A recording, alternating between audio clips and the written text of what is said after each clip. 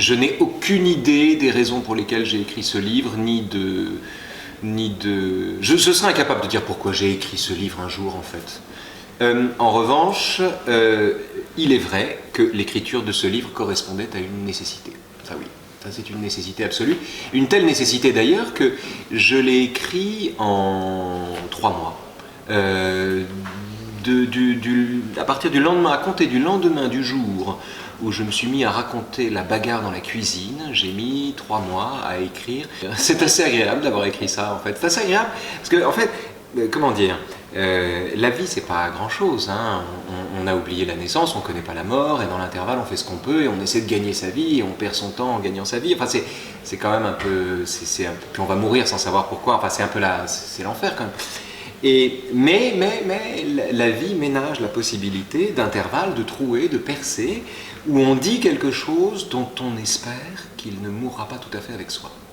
Et c'est ce sentiment-là qui est présomptueux entre tous, mais ça n'a aucune importance. Ce sentiment-là qui est plus qu'un plaisir, qui correspond à... C'est une facilitation à mourir. Voilà, j'imagine, peut-être que je me trompe d'ailleurs, mais j'imagine qu'on meurt plus facilement quand on a écrit le livre qu'on aurait pu mettre 40 ans à ne pas écrire. La médiation du concept est essentielle. Bergson décrit ça très bien. Vous avez la naïveté qui est sotte parce qu'elle interpose entre soi et le monde l'ensemble de ses préjugés. Donc elle est dogmatique, elle est bête.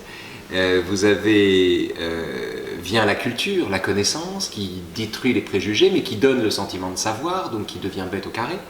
Et puis il y a la candeur enfin conquise de celui qui renonce au concept pour parler selon le cœur.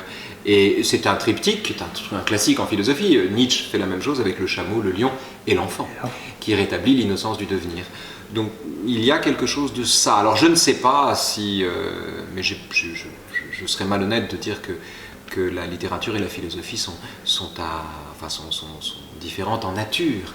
Reste qu'il y a une façon d'écrire et une célérité dans la rédaction que la philosophie n'atteint pas.